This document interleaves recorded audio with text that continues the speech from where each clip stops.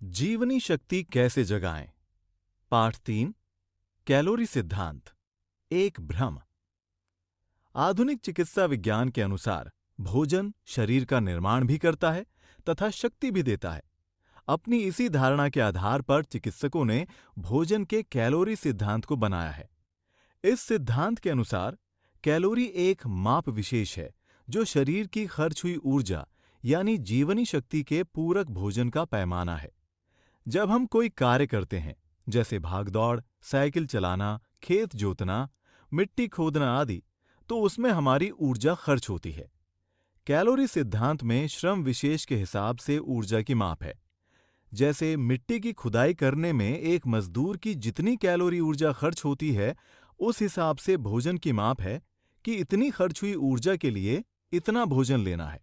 यही भोजन का कैलोरी सिद्धांत है। इस सिद्धांत में चूंकि भोजन से जीवनी शक्ति की पूर्ति मानी जाती है, इसलिए यह सिद्धांत ही सारहीन है। एक व्यक्ति सवेरे से शाम तक पैदल चलता है या साइकिल चलाता है तो वो थक जाता है और उसे कमजोरी आ जाती है। उसकी पर्याप्त ऊर्जा खर्च हो चुकी होती है।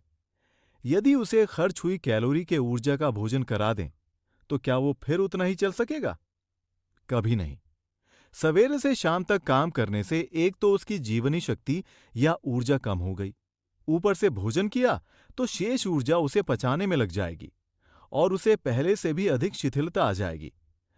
हां, यदि उस व्यक्ति को सुला दिया जाए तो कुछ भी न खाकर केवल 5-6 घंटे सोने के बाद वो पुनः उतनी ही जीवनी शक्ति या ऊर्जा प्राप्त कर लेगा जितनी की पहले थी। वो व्यक्ति फिर उतनी ही दूर चल सकेगा जितना कि पहले चला था। 2.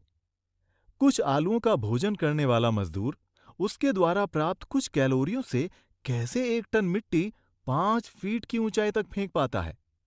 जापान का एक सिपाही केवल मुट्ठी भर चावल खाकर अपनी पीठ पर काफी बोझा लादकर प्रतिदिन कैसे रूट मार्च कर पाता है? दोनों ही अवस्थाओं में उनकी जीवनी शक्ति का स्थायी नुकसान नहीं होता और न ही वजन घटता है। 3. जंगलों में जानवरों को पकड़ने वाला मजदूर कुछ मांस के टुकड़ों का भोजन करके अपने से अधिक ताकतवर जंगली जानवरों को पकड़ने में कैसे समर्थ होता है? मांस के टुकड़ों से प्राप्त ऊर्जा उसके द्वारा व्यय की गई गतिज ऊर्जा यानी काइनेटिक एनर्जी से या जंगली जानवरों की शक्ति से काफी कम है। 4.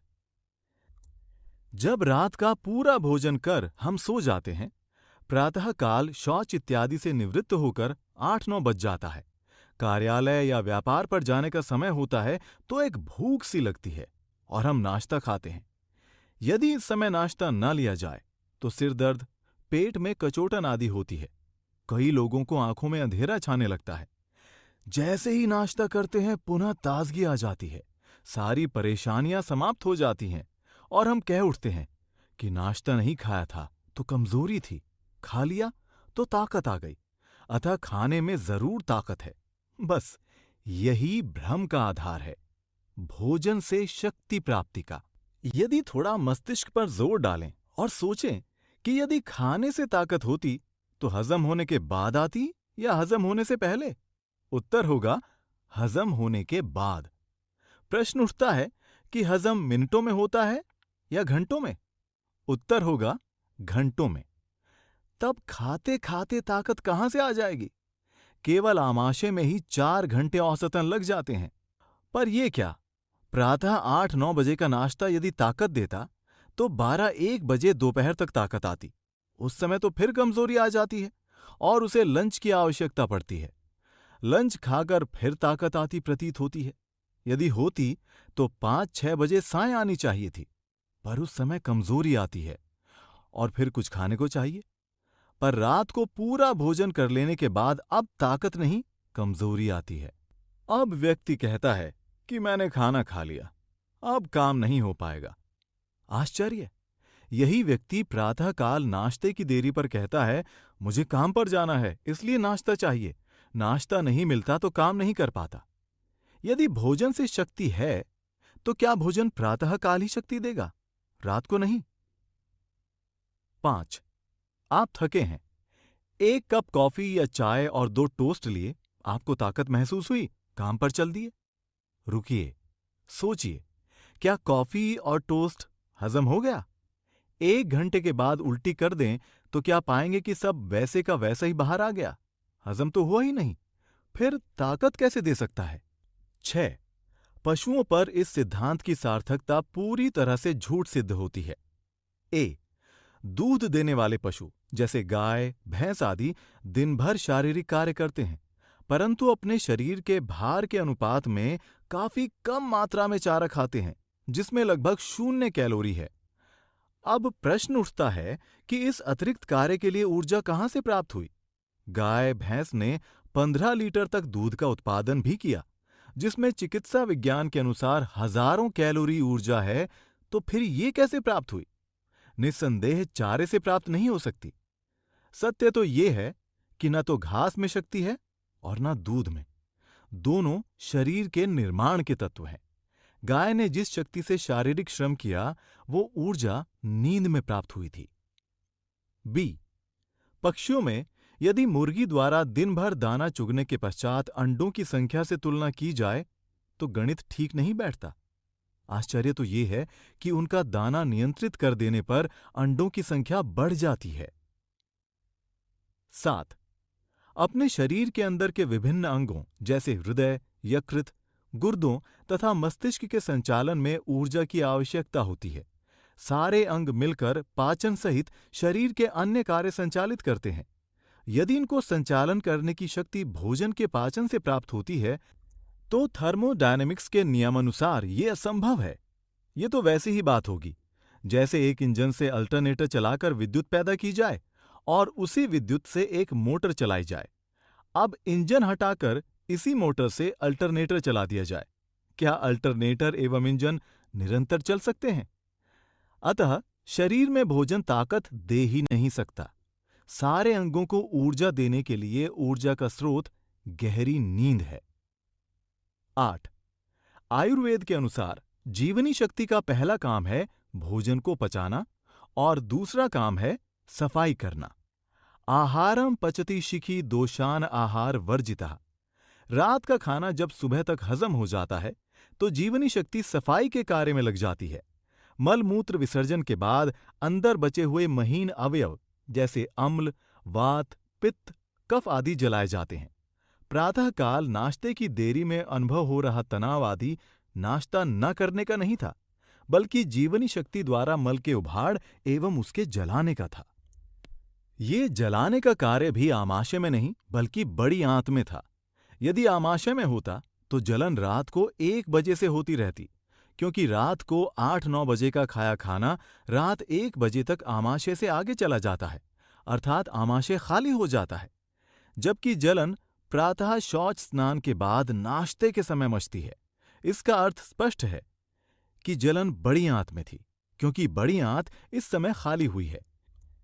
यदि इस समय आमाशय में नाश्ता न डालकर सफाई के कार्य में बाधा रोकें और 1.5 पाव पानी एनीमा से बड़ी आंत में डाल लें, 5-10 मिनट पानी रोककर शौच होने दें, तो देखेंगे कि अंदर अम्ल, वायु, पित्त, कफ आदि का विसर्जन होगा और दिव्य स्फूर्ति की अनुभूति भी होगी। प्रातः नाश्ता लेने से सफाई कार्य रुक जाता है और जीवनी शक्ति आमाशय में पाचन कार्य में लग जाती है और झूठा आभास होता है कि भोजन ने शक्ति दी। 9.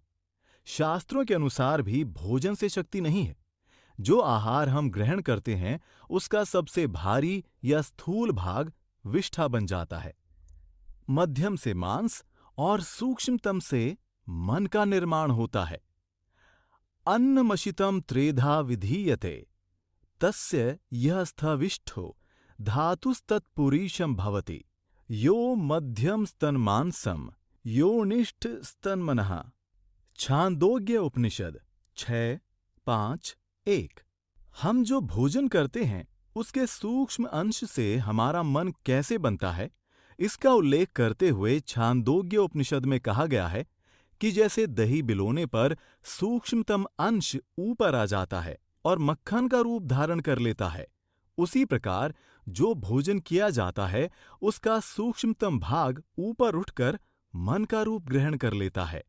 यथा दध्ना सौम्य मध्यमानस्य योनिमा सा ऊर्ध्वः समुदीयति तत्स्पिर्भर्वति एवमेव खलु अन्नस्यास्य मानस्य योनिमा स ऊर्ध्वः समुदीयति तन्मनो भवति। 6:6:1-2। इस प्रकार शक्ति का संबंध भोजन से यहां भी नहीं माना गया है।